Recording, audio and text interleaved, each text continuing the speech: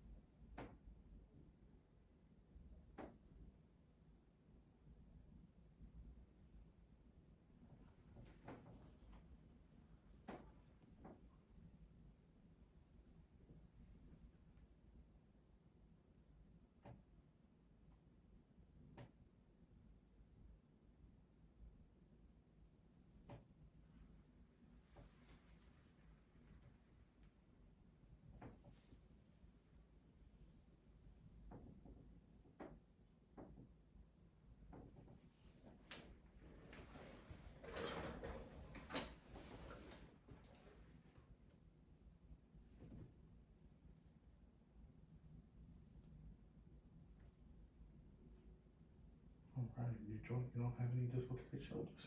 That's good to know. I had to make sure. I worked on somebody that pulled his arm and it went Oh no. right in place. I'm like, yeah, I was dislocated. I was wondering what the pain was, bro. Like, yeah. I'm like, good grief. Motherfucker had money too.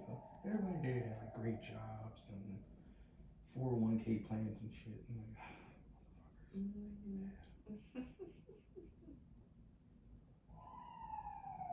That's crazy. I was like, how would you like the elevator ride, bro?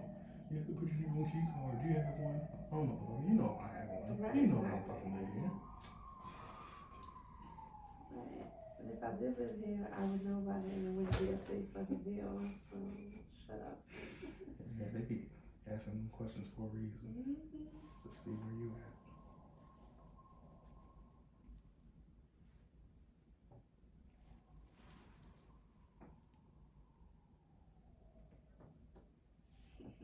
I would have pulled his arm back out. Hmm? I would have pulled his arm back out.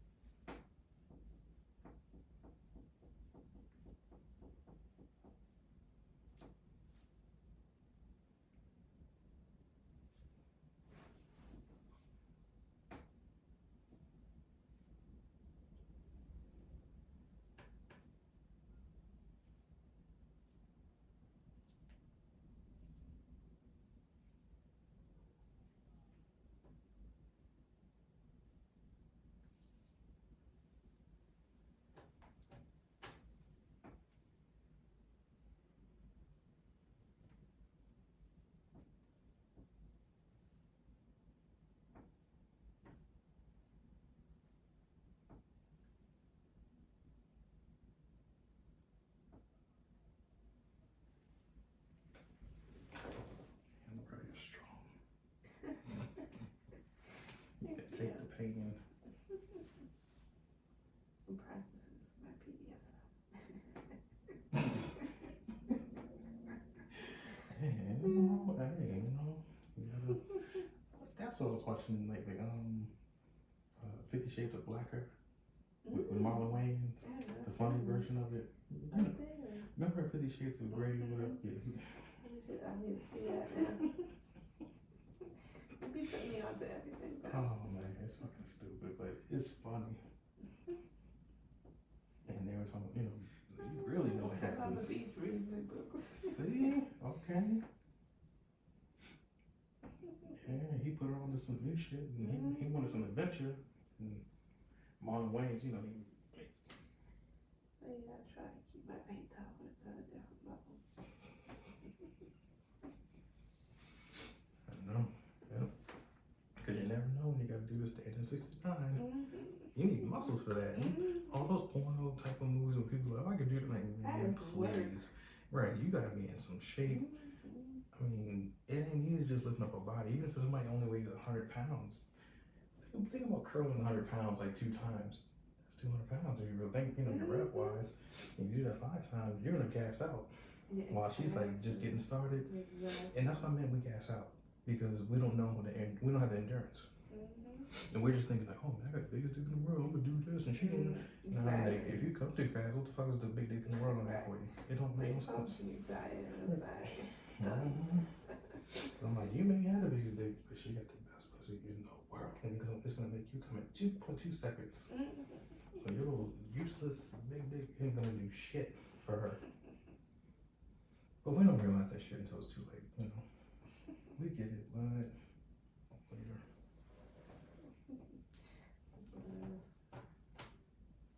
That's true. It's true though. You know, fucking crazy. No problems. It's just super macho. Without anything to back it up. Just maybe 1 or 2 glasses. And I don't know what it was, but it was good. It snuck up on me. I'm like, this is how y'all live.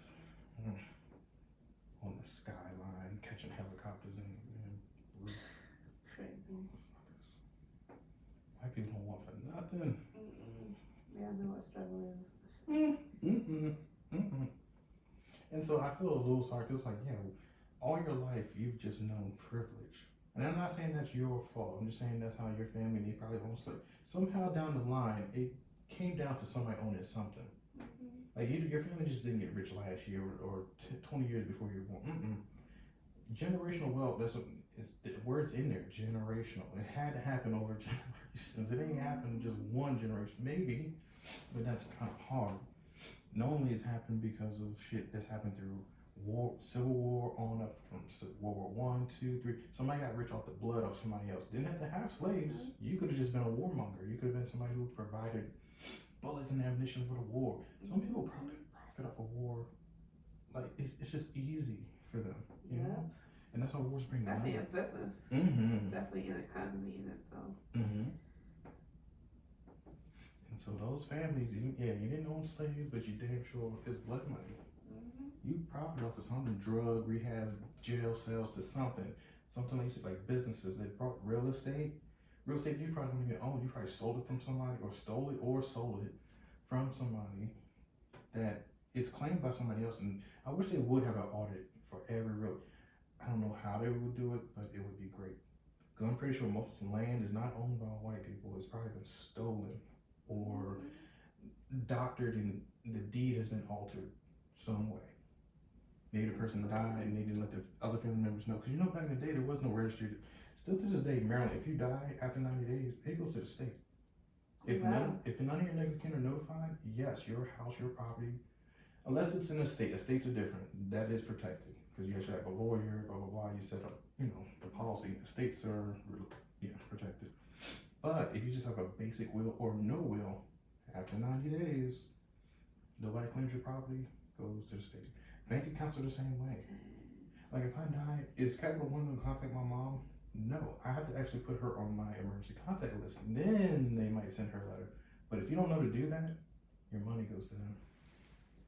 That's crazy. I had to learn it the hard way. I'm like, what? Wait a minute. Because they were saying, hey, you qualify for this. You can put away this amount of money. You may want to put a beneficiary, just in case you don't have a will or anything. And banks have probably been doing it forever. Money's just going to people that don't deserve it. It's the state government. Look at this coronavirus bullshit.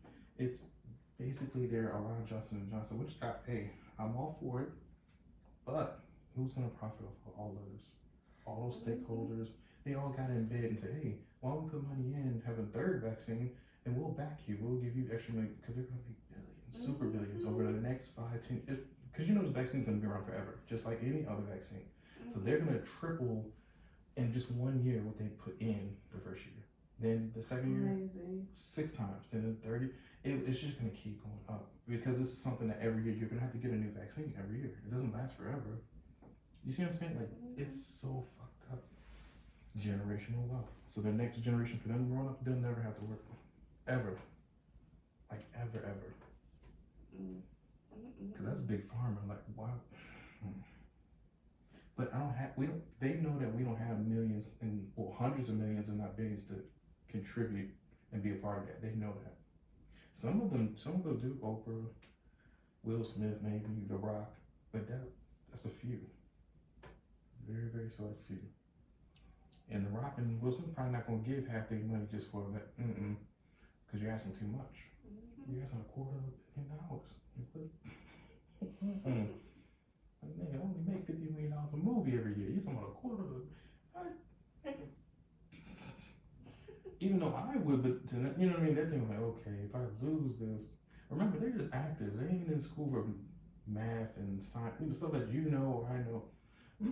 They have accountants for that. They have other people, so they might not feel comfortable. But let me come to some millions or hundreds of thousands. I'm in the market for real. I'm cryptocurrency all the way. I'm like, here you go. Here's 100,000. I'll let that shit sit for the next 30 years. So when I do turn 70, something like that, I don't have to do shit at all. Because I look at my parents, my stepdad.